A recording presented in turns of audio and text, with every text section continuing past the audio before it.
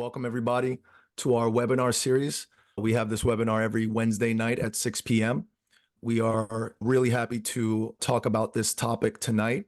It's about doing due diligence, and we think it's a very timely topic as the amount of deal flows are going to start to pick up in the market, in growth markets, because the last few years have been very full of headwinds. And now that seems to start to be shaking out, meaning a lot of deals that traded at very high valuations are now being repriced.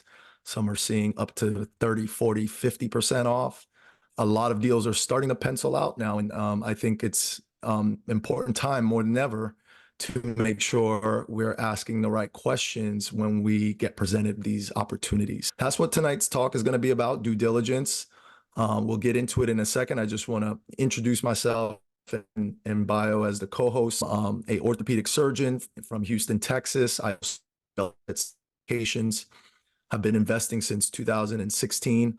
I've gone on to invest in about 25 deals and 3 as a co-GP, so 25 as an LP. So I like to bring that experience to these webinars and give anecdotal nuggets from just that time frame and that timeline of investing. I've gone on to start my own syndication company, Time Health Capital. I'm focused on real assets, mostly multifamily, but where I invest across agriculture, invest in mineral rights, which is a kind of an energy sector, oil and gas type of investment, medical office building as well. Total of about $50 million worth of assets under management and about 500 doors totals. I'll let Bio introduce himself. He's your co-host with me tonight. He's the CEO of Dr. Breathe Easy Capital. So off to you, Bio. Yeah, welcome everyone. Thanks, George. So I'm Dr. Fasanya. I'm a pulmonary critical care physician. Just recently started my private practice, which I'm proud of. I'm also the CEO of Dr. Breathe Easy Capital. We also deal with real assets. We believe in diversification. We just don't be like, oh, we're going to only do multifamily. We do self-storages. We have 3 offices, but multifamily is the core. So we have about 1,035 units right now, over about 140 mil under management currently. This is a mixture of collaboration and also I operate, which means we do deals of our own also.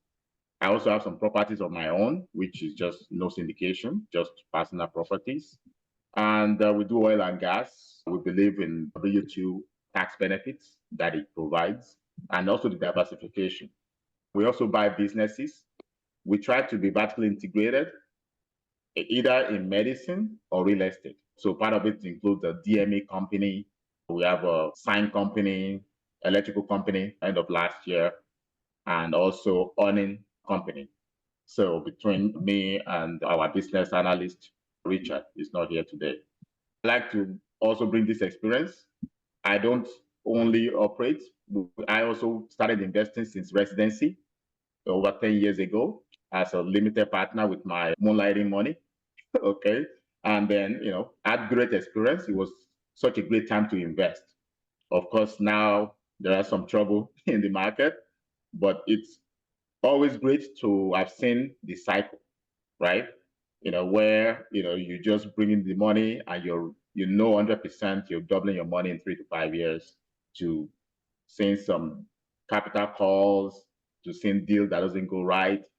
And we like to bring this experience out so that everyone's going to make some mistake, but at least to decrease how many mistakes other people make. Yeah, I'm excited about this one. Awesome. So yeah, like I said, we'll talk about some of the due diligence questions that we think are important. But first, we want to frame the whole topic. And I always like to tell students that you want to look at several things when you do your due diligence and categorize them. And that way you can keep them in order. We even have a document that we refine and we'll share with everyone on this call by email about some of these due diligence questions. But start to compartmentalize it and organize it in your mind. You need to ask questions in general about the general partnership team. You need to ask questions about the deal itself. Then you need to ask questions about the market, what's going on in that area, location, right? It's become very clear that you need to ask questions about the debt And this could fall under the deal structure itself, but specifically you want to ask certain sets of questions about the debt structure. And you want to ask questions about the underwriting. And then there's several miscellaneous questions that can be very important too. We think that the most important of that list is the general partnership. Who is the person and who are the team members that are responsible for carrying out the business plan? We think all of those other things can be checked on a checklist. You can have a good marketing. You can have good underwriting and good dynamics of the deal and the debt structure and everything. Great terms, great financing. But if the general partnership team is either just not competent, not experienced enough, or just not have integrity, this could, ruin a deal. You can take a good deal and run it into the ground if the GP team is not the right person for the job, the right people for the job. So we're going to actually lean into that topic today because there's several questions, more than several questions to ask alone just for the GP partnership team. And so I was going to talk about the different categories of questions you can ask the GP. It's like the engine, right? So you want to be sure it's it doesn't matter what it looks like on the outside. I always tell people 3x of zero is zero. So if you have a bad thing, it doesn't matter whether the deal is the best deal in the world. And I've had this thing, people saying, nobody can mess this deal up.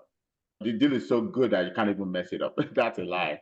You can't mess it up, even if you have the greatest deal. We just talked about a deal.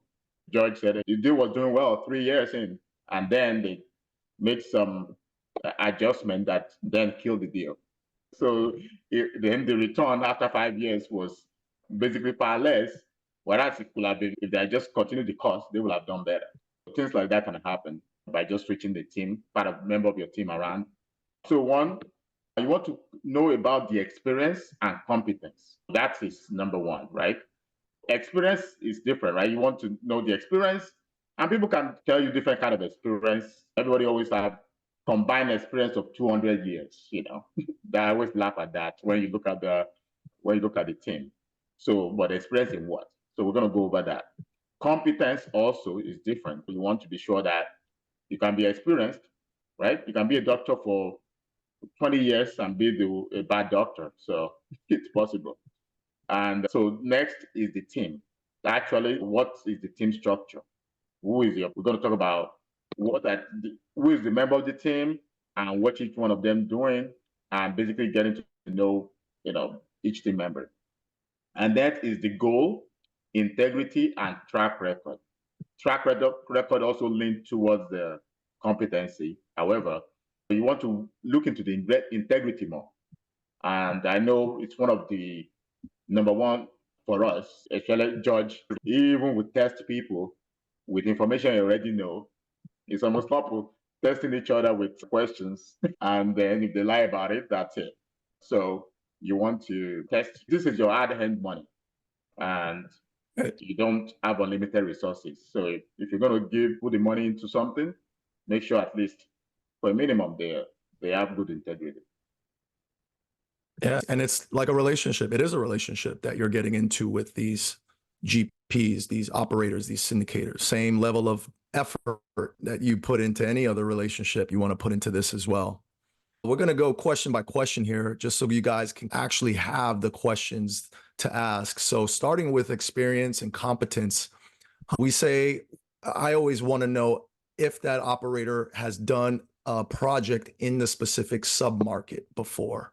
Not just the city, not just the state, but real estate is really neighborhood to neighborhood. It can change. Houston's a great example of that. One street, one railroad track can just completely change the market dynamics of that potential deal. So I ask, have you done other projects in this submarket? What's their boots on the ground? Do they actually have physical presence in there? Do they understand the cap rates, the going cap rates for that market? Do they know when a deal is really on sale, if it's really discounted or if it's trading at the market level? And so having this kind of intimate knowledge, I think, is super important. They at least need to have one member of the team who has that intimate knowledge, and preferably lives in that city so that they can really drive that market on a regular basis. And then how much experience do you have with a specific asset class? So I think it's important that when you're a GP, that you're very laser focused. You're not investing in 10 different broad asset classes. You're in energy, or you're in oil and gas, you're in VC startups or tech, or you're doing small business. Like when I invest with a GP, I think they should be laser focused on an asset class. That way I know they really have market expertise in that asset class. And you can get very granular. It's not just multifamily residential apartment buildings. You can ask, do they invest specifically in value add acquisitions, meaning they acquire a property that's already built? Or are they investing in developments? Are they part of the development team? Is it a specific type of vintage, meaning were they all built before 2000 and you like that heavier value add, or do you like newer products, class A, that were just built in the last 10 to 15 years? So you can get really granular. And the more, I say the more specialized, just like a lot of medical doctors here, the more specialized they are, I think the more attractive they are as a GP, because that means they're really laser focused and expertise in that asset class. Yep, I agree. You have to at least have a member, of the team that, and when we talk about all these questions, one question does not exactly disqualify, the GP, but the more of this that they fail, it's just like doing like a test. The more likely you'll be like, you know what, I'm not going to risk my money with these operators. So I mean, there's multiple teams, right? You could. It's easy for syndicators to do. If you know that you don't have experience, like we don't have experience in short-term rental, for example, if we're going to do short-term rentals, we had better find a team that specializes in short-term rental, right? To join us so that we have the experience and the expertise. So I'm going to go over, have you ever been a passive investor? It's important to ask this question because there are some people that just jump into being a general partner. So I don't believe it's the right way to do it, because there's many people that reach out to us because we are coaching, now, and they just be like, I just, have you ever invested before, or they're like, no, but I want to do what you do. I'm like, start with the limited partner course and, do some deals, see how it goes, and then you'll be able to tell people how it feels to be a limited partner. As a limited partner. So, for example, communication. Hello? I think it's hello? You froze a little, but you're back now. Yep. I need to get more extenders. So, for example, in the communication, we're just talking recently. Do you like to be communicated with twice a month? Is it once a month? There are some that would not communicate for 3 months. So those are the things that you want them to know how it feels. I think it's important. Right. Yeah. Yeah, super important. I think I've even experienced it with I've invested in 25 of these, right? I've experienced like operators who communicate very well, on time, full information. And then I've experienced the opposite, where you just don't hear anything. And I honestly believe if you're never a passive investor before, you don't appreciate that nuance of how important that is. That really instills trust and familiarity with the operator. So then I think we need to ask, is that operator full-time? And if not, what were they doing before? I think this is a really important question. So I think being a lead operator like this is a full-time job. It's not a side gig or a side hustle. There's so many moving parts as you're the project manager and the asset manager, that I want to at least know that you're doing it full-time. And if not, like, how do you mitigate that? What does the rest of the team look like? Do you have another 9 to 5 that takes up a lot of your time?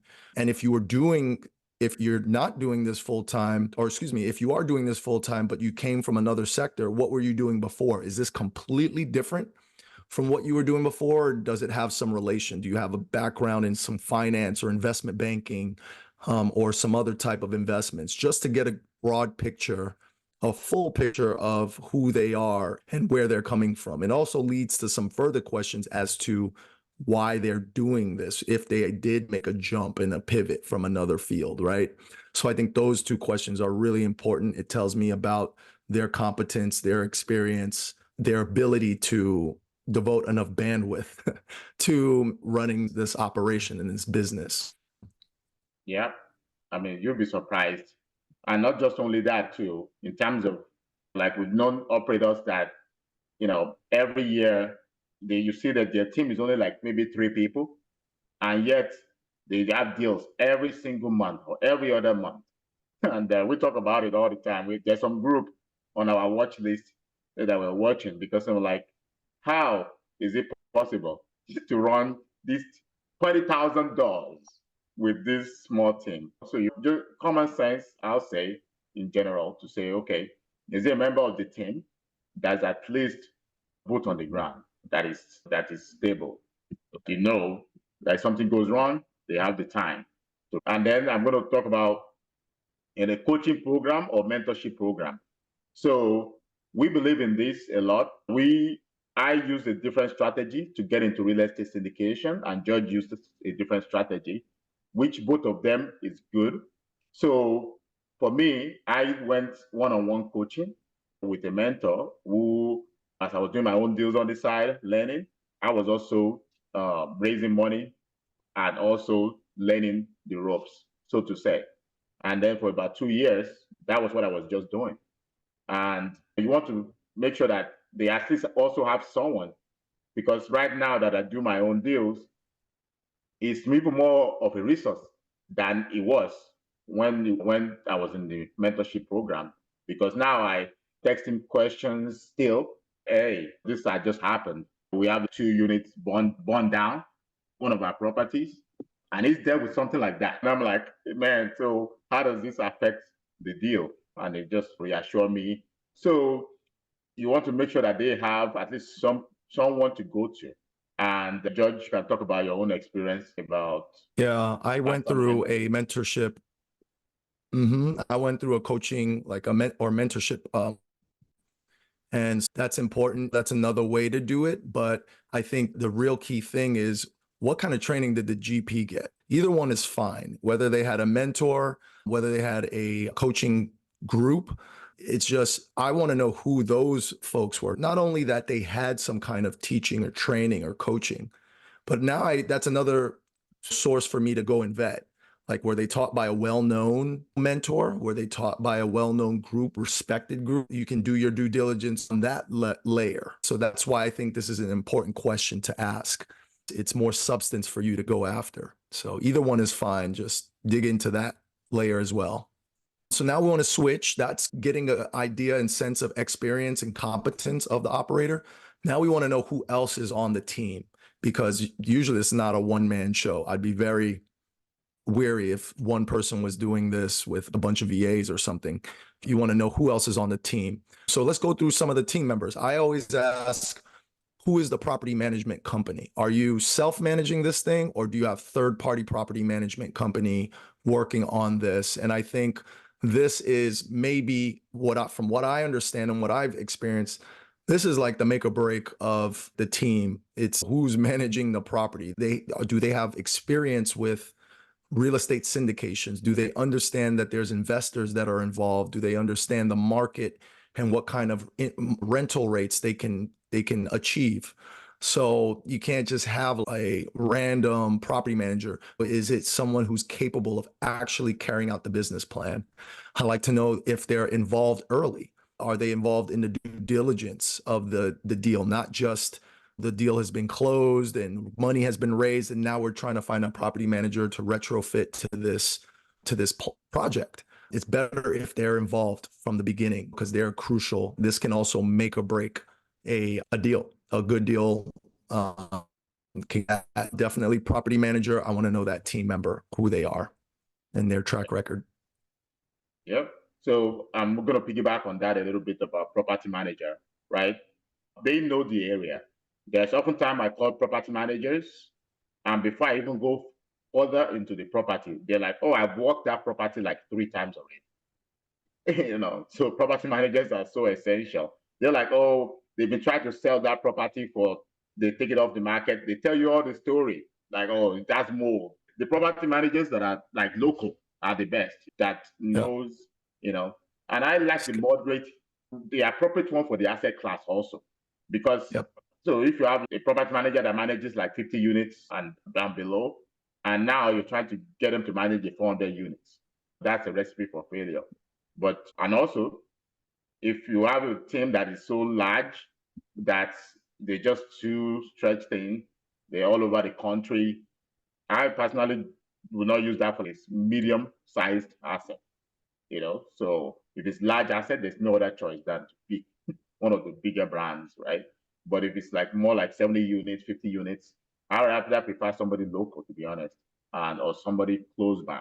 Usually, this will be in a tertiary market, oftentimes, or not a primary market. So yeah, you need to know the property manager, ask questions, and how many deals have they managed? Like I said, like this, right? So oftentimes, you know, they talk about what which deals they've done, how they've taken it from, and I actually call. So if I'm investing, you know, sometimes I would actually try to do all this pretend call, just call the property manager, try to ask them questions if I want to use them for my property, and try to get some details and fill them out myself. And the other thing is, have you worked with this property manager before? So this is very, I'm more comfortable with property managers that you've been using for operations before, but because the more new things that happens with its indication, the more likely something's going to go wrong, right? So you want it to be as lean as possible. My perfect deal, personally, to invest in is always in a deal that we're not going to do too many changes or innovation, a little bit of light value add. We already have these contractors we're using. We just use them. They've done this. Property manager is managing all of our other assets, and they're just going to add this to the portfolio.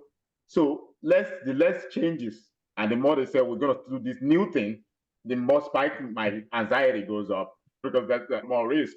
So that's about property manager. I liken it to, I do surgery, and I know when I do surgeries with the same team over and over again, very smooth. And then when you just have new team members, you start introducing these new variables, doing different factors, then it starts to get a little bit more friction. So that familiarity is huge. They know how to run the business plan that the GP lays out. They're very familiar and comfortable with it.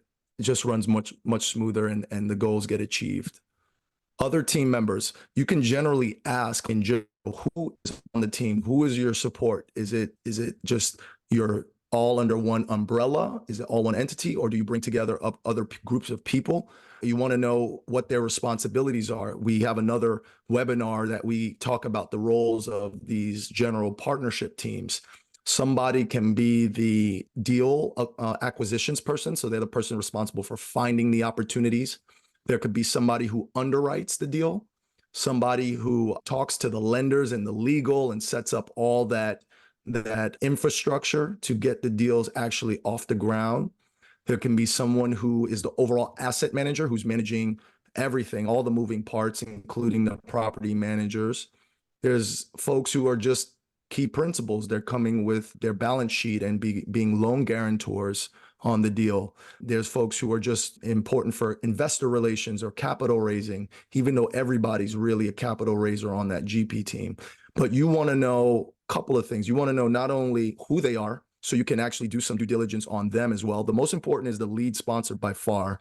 There's usually one or two lead sponsors, but you still want to know not only the integrity, the competence, the experience of the other team members, but you want to know how long they've been working together as a team as well.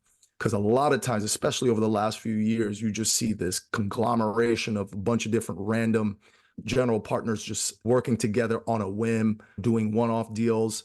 That goes back to the point I just made about just familiarity.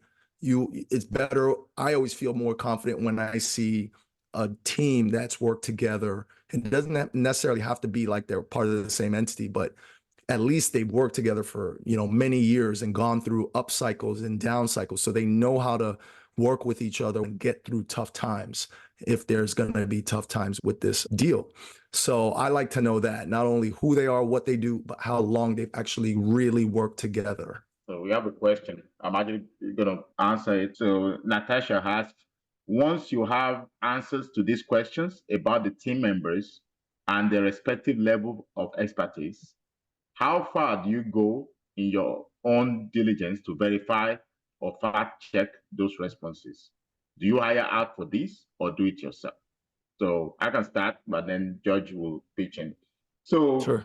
I do it myself mostly. However, you can hire out. There are companies out there, and actually George is responsible for the areas the company uses. So there's a lot of easy information online. If I ask you, do you have criminal record? And you say no, and I do a background check and I find the criminal record, that's integrity is gone. I'm like, just say it, just like a job interview. So just say, tell me the truth and I'll make my decision. You can find this by finding people that have invested with them before. Oftentimes, like for us, we have a WhatsApp group. You can just talk to somebody else in the WhatsApp group and ask, or you can find people in the. I stalk people's LinkedIn. Sometimes I look through people that always commenting on their posts all the time, and like, have you worked with this person before? And I try to get like 10 of those, and then just ask questions. So most of the time, we try to do it ourselves. If something is very borderline, then we hire it out. If you're really like, man, I don't know, man, this guy's highs is always shifting every time he answers these questions. So just use your social intelligence also. So that's what I say. Yeah, you can definitely pay for different platforms. Some platforms put it all in one where you hire them to do all the searches. The individual searches that I'm aware of and that I'll use is the National Criminal Search, the Federal Criminal Search, a County Criminal Search, a Sex Offender Search, a Social Security Number Trace, and a Global Watch List search. This is a list that I found from they're like a syndication fund of funds type of platform that is also responsible for doing due diligence. And so this is the list that they use. I thought it was a very good list, and I think it's worth it. Some of it may cost some money, but you want to know, like I said, you're getting into a relationship.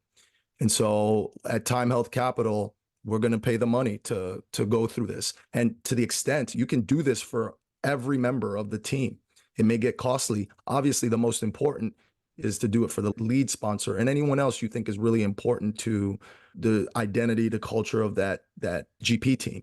But yeah, if you get a big GP team with 20 operators on it, you have to decide if you're going to want to do a background check on all of them, or you figure out who's the real players, who's the real decision makers of that team, and then go in on them. I'll share a list. My VA found like 3 or 4 companies that does this. Don't have it on me right now, but once I find it, I'm going to share that as well as our 101 questions list with everyone on the call tonight. We'll send it in an email. Yep. Yeah. So but that's a great question. Yeah, great question. You could lose hundreds of thousands of dollars. So I'll say it's what the investment, and it's on the lead operator. And because of this, I know it's probably not the right thing to do sometimes. We've passed on deals when there's too many people on the deal also, right? Because we can't just do enough due diligence, right? The other deal we found, that was like 9 people raising money for this same deal, which is like a smaller deal too, you know. So we're just like, there's too many cooks, and you could just we just every time we try to do due diligence on one team, then that team also have another 5 team members. So you're like, you know what? We just pass.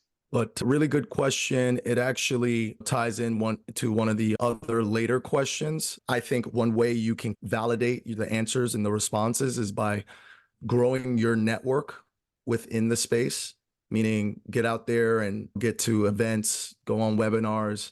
Because the bigger your network, the bigger you'll be able to check with other folks who are in the ecosystem, other LPs, limited partners, other vendors, other GPs. The bigger your database of people in the space, the more information you can gather and find out if there's anything suspicious about who you're potentially going to work with. So get out there and network and be social. Yeah, it's Okay. actually more circle than you think. Yep. Right? So Okay, so the next one is related to how the deal is structured and the team members. You want to know if something happens health-wise to that lead operator, that main decision maker, what's going to happen? Is there a contingency plan for someone else within that GP team to step in, take over the roles, and manage the asset? That's very important. It still leads into all the other questions about who the other team members are, but you specifically want to know that situation. It's not a pleasant one to think about, but look, you have to have a contingency plan or some kind of idea of what would happen if that lead operator is incapacitated, loss of health, loss of life. Those questions need to be asked, and they need to actually be in the legal documents about that succession plan. yeah. My first indication, like probably the second investor I talked to was like, what happens if you get hit by a bus? Direct, straight. Just like, so at that time it was just me and my wife and another operator. So I thought about it myself, and I had to actually go and make a better plan and form better partnership. That okay, if something happens to me, George can continue, right? Or if if something happens to me, Josh, our acquisition guy slash asset manager can also continue. So you basically have to have multiple of those, to be like, that's a legitimate question. Be afraid to ask this question. Don't be coy about it. Yeah, there's ways you can deliver it such that it doesn't feel awkward, rude, Like or that one. intrusive. Yeah. But I didn't feel upset. I just felt it was a little bit, I pray not. And with your security attorney, which is also important, there's usually few of them that, almost every syndicators have used, and everybody keeps switching back and forth. And if you know enough about security attorneys, you might know which ones are good, which ones are bad, or you can look them up, because you're just as good as who's your attorney. And you can play with almost every other organization like IRS and things like that and negotiate. But once you mess up with SEC, it's like jail time. There's no, there's literally no negotiation whatsoever with SEC. So you want to be sure that they got out there, just at least to know that they have a security attorney. They just don't find some paper. I've had some smaller syndicators that would just find some documents online and try to do DIY. No, you want to make sure they have an attorney for sure for securities. Yeah. And this kind of starts the list of this extended team. We initially talked about the internal team, like the GP team, the general partnership, they're working with directly. But then there's these vendors that are also part of the team that they're very important. You want to know if, number one, if the lead operator is thinking about those things and make sure they're finding good quality extended team members. So we're talking about their lender, any third-party asset manager, you can actually bring that in. A lot of times that's in-house, that's within the GP team, it's internal. But sometimes you can hire that out. You can hire out an asset manager. So their accountants who's preparing their taxes. So you want to know that at least that these are reputable firms with a good track record within the ecosystem. That's part of the extended team. They're not direct employees or anything like that. They don't have shares in the deal. They're just hired third parties, extended team. Sure. And then now just the goals, integrity, and track record. And feel free to ask any questions, because as we go about this, it's important. We ask these questions, the open-ended questions, just to get an idea of who they are, where they're coming from, and what's their goal.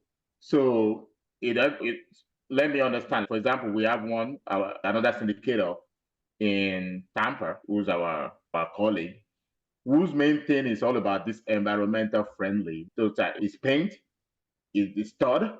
Every single thing about this property is about providing a fresh breathing. And sometimes it could be, depending on how you look at it, you can look at it as This person is not going to, like, is very nice and very ethical. That's one part. And the other part is this guy is not going to compromise, basically focus on profit, which is exactly what I need in this indication at the end of the day. It just depends on who you are. So it's not that it's wrong, but just if it doesn't match with your own philosophy and principle, right? If your principle is let's get into this deal, let's double our money any way possible, as long as it's legal, versus let's try to be environmental friendly, let's try to be doing this and that. You ask, why did you get into syndication? It's important. Of course, this is almost like those interviews of tell me 3 weaknesses about yourself. People are going to paint it nicely, but between all of that, you should be able to find some substance, right, of their main why. Everybody has a why, you know. So, and what's the ultimate goal with syndications? We have a partner, right, who is an orthopedic surgeon also, and his own goal is to do this syndication until he has enough money to be able to go to Nigeria and start orthopedic company and clinics and hospital in Nigeria, enough for many states in Nigeria, right? That's a very specific and direct goal. So this person is not trying to do syndications forever till death, right? Whereas, so you want to get their goals, and then does it align with with your goals? And do you feel like that is enough to propel them to work hard, right, in this syndication to make it a success? Yeah, I totally agree. And in addition to working hard, they're working with integrity. I love when I get to this part of the questioning, because I really not only hear what they say, but how they say it. If it's just to turn a quick profit, syndication's a team game, and you're bringing on limited partners, and you're literally responsible for the capital that they've trusted you with. So I really want to dig in and ask many layers of whys. Like, what's the real reason? If it's something superficial, like I just want a yacht, I just want to go on vacation. And if it's something more personal and selfish, I'm not aligned with that. Like, you're literally taking hundreds of people's capital and they're trusting you. There has to be, and this is for me, this may not be for everybody, but there has to be some deeper reasons why you're doing this, because that tells me something about their integrity, their competence, their grit. So I think it's important questions. You want to make sure you're aligned with that. It also can dictate how the deal is structured. So this can get very technical too. Some people want long-term holds because they're looking to build legacy wealth and not just transactionally get in and out of deals after 2 to 5 years. Some people want longer term holds, and if some people want shorter term holds. And if that's not clear, if the operator is functioning more for short-term goals, you need to know that, right? If an operator wants to hold longer, you need to know that as well. And if you want short-term transactions in and out, get your money, double it, go do another deal, that's important too. So it's actually technical as well. You need to make sure those are aligned. How do you feel about giving references? I always ask this for 2 reasons. And this kind of goes back to the question that Natasha asked, but I want to obviously check in references, but obviously they're going to give me some biased reference. They're going to give me their top cream of the crop, right?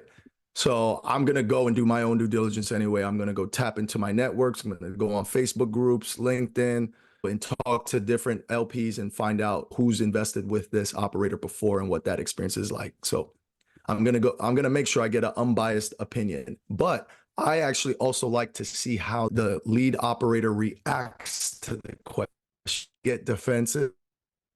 Do they get holding it close to the chest and not really forthright? I would love to see the operator say, absolutely, I have X amount of different LPs that have invested with me for 10 plus years. I can give you their number. I can give you their email right now. I can make an introduction. That kind of openness, that reaction says a lot more than actually who they refer me to, because I know it's going to be biased anyway. So look at how they react, if they're defensive, if they withhold, or if they're forthright. Yep, absolutely. And going on with that is just you have to ask about a project that doesn't go according to plan. So everybody, if they're good operator, they should at least have one to talk about, but it also lets you know how they react. So, and also Some people might tell you, if you've been doing syndication for 10 years and you tell me, oh, all of our deals have gone according to plan. Absolutely, that's a lie. So you want to get an idea, how did they deal with it, the problem, right? And sometimes it will be outright total failure. And then they will say, this is what we've learned from it. George had an experience with one of that, right? In which he actually, did you say you're going to invest with them still? Yeah. Yeah. I had experience with an operator who did a great job on my first investment with them. They returned 36% annual return over 4 years. Amazing. And there was a cash out refinance in the middle of that. So 100% knocked it out the park.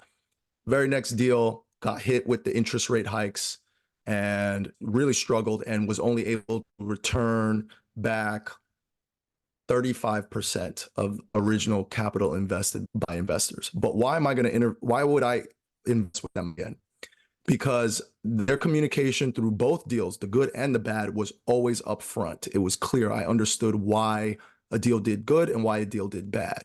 And so that was clear to me. I was able to get that operator on the phone quickly and responded to my text right away. This operator now has gone through a down cycle and they've learned from it. They were able to articulate to me what they would have done differently. And so I know that they're actually better prepared for any other struggles that they may go through. So it doesn't necessarily rule them out that they've gone through something bad. I just want to know how they handle it. And now in this instance, I have first experience about how they handled a major setback. So that's why I say I would invest with them again if the opportunity came. Yeah, and then I know you sent me the answer, was very well thought out. Yep. You literally Yep. said, this is what we'll have done better. And they write a whole essay about it. So Right. I love that. And also, skin in the game. So you want to ask them, are they bringing any money into the deal? If so, how many percent? And is every member of the team investing or at least risking something? And this is so important to me. In fact, we've passed off deals that we want to do, but we don't have the capital at the time, right? They're like phenomenal deal. We can bring it to investors, but I don't have money at that time. I, spend it all on my, starting my clinic, and I'm like, I cannot say I've put money into these deals, so I'm passing. So you want to make sure that they at least have a skin in the game. So that's very important. And I want to mention even in depth, because the GP can put money into the deal in two different ways. They can put it on like the GP side where they're getting all these structures set up. Like somebody's got to pay for the legal, somebody's got to pay for the underwriting, the due diligence, the earnest money. That's money that the GP is putting all up front. And it's a lot of money, don't get me wrong. But I still need to see that GP put money on the LP side as well. They need to invest alongside the LPs in the deal. That means if the LPs lose, they will also stand to lose some money as well. So specifically ask about that. Maybe we'll restructure this question to really make it more specific, but are you putting GP money as well as LP money? How much? Make sure that their initial upfront fees don't wipe out the amount that they put in anyway, because they can play that game as well. They can take so much of an acquisition fee, which is a percentage of the total amount of the deal, right up front, right out the gate, which negates the amount that they put in an LP position. This is really a wash. It's almost like a sleight of hand. You have to be careful about this. As specifically, I've seen on webinars where LPs being pitched the deal are asking, does your acquisition fee negate your LP position? Are you putting an LP position, and does the acquisition fee kind of negate that? So they really have to have true skin in the game on the LP side. Yeah. I, as an operator, also do that, not just also as a matter of basic, it's a joint thing. And also, I also feel good in such a way that, let's say the deal doesn't go well, like George says, them knowing that I also put money into it. There's a deal I put $450,000 into the deal, right? On the LP side. On the LP side. So obviously, there's no way this deal is going to die. There's no way. So that's a positive in some way. Of course, you're not going to always have that amount of money because that's another problem we run into. Man, we don't have unlimited funds. Then how do you keep putting money into every single deal? But at least as a team also, sometimes even if not every one of them, but at least they'll be like, okay, 10% of the deal is taken care of by the team. Sometimes it's in percentage. So it's something that we cannot get past. It's a must for us. And the last one is just But we kind of touched, yeah, we touched on it. Yeah. So what will I find if I run your background check? That's simple. It's almost when your wife already knows you're doing something wrong and has the receipt, but still asking you the question. So you better just be forthright in the straight up. Same thing with medical too. We always try to use medical examples, right? If you make a mistake, it's better you tell the patient's families the truth straight up. You're less likely to get sued and you're less likely to have, adverse effect. And even if you do, it's just only so yeah, just say the truth. Tell you had a DUI when you were young or something, and that's okay. But lying that no, pretty clean, and then you find a bunch of things. So that would automatically disqualify. That's about it. And then lastly, we like to give our students an exercise, just a practical thing to do is go out there and try to use some of these questions to analyze GPs. You don't even necessarily have to invest with them. Just get in the habit of asking these questions, get your flow of and your delivery method of asking these questions. Figure out if you need to write them down and have them in front of you, or if you can practice and get so familiar with them that they just come out more naturally. So we give them an assignment and we say, go on your own, book an appointment with an operator and go through some of these questions, document your answers, and you can always bring it back to us for discussion points. Let us know how it went. We're open to talk and just work with you guys and grow. That's like a practical exercise we give to our students who were in our coaching pilot program. And it was good. It was good feedback. It was one of the better exercises that they enjoyed doing. Yeah, there's nothing to lose except for 30 minutes of your time. All those one-on-ones, don't waste it. Just talking about, talking about yourself and talking about the operator. It's good to hear the story, research them already, and just get straight to business. I tend to just ask the question straight up. Judge likes to be it's more diplomatic. But either way, just get your questions answered. Yep. Okay. Speaking of questions, any questions? You can come off mute or you can leave them on the chat. We talked about a lot of things tonight, and that's just the GP team. We did not talk about the market. You got to ask certain questions. I'm going to send this all on an email. We didn't talk about the debt structure or the deal or the underwriting, but those all deserve its own set of questions as well. So it's a lot. We call it LP and passive investing, but there's work up front to be done, and then it's passive. So Bio likes to call it semi-passive investing. Yeah, there's no truly. I give up maybe stocks. Even for the stock, you have to research in the beginning. You got to research. Then you see the price go up, then you watch the due diligence. Like I have Tesla, and sometimes it's a stock which Tesla stock should be so easy, just leave it. But oftentimes I hear news of Elon Musk doing something crazy. Then I'm like, oh, I'm worried about the investment. So it's never going to be truly passive. You're going to have to research, look at what it is, what are those things that could affect your investment, your macroeconomics. You're having a presidential election. Is that going to swing things from oil and gas to oil and gas more if the Republican wins? Or is it going to switch away from that? Those are all the things that we're all constantly thinking and to think about when you're doing your due diligence. Yep. Yeah. Don't be afraid to do the work. Any questions, guys? If not, then we're at 7:02. I see Shamim coming on camera. Hey, Shamim. Any questions? All right. So we're going to wrap up. Oh, Ezra coming on camera. You guys are faking me out when you come on camera. So I know, should be a requirement. if anyone has a question, yeah, exactly. Yep. Thank you, guys. And we will be back on in another 2 weeks with another webinar. If you have any questions, feel free to reach out to us. We're here to help, and we're happy to just share and educate through our experience. Thank you, guys. Everyone have a great night, and we'll see you in 2 weeks. Okay. Take care, Yes. guys. Bye. Bye.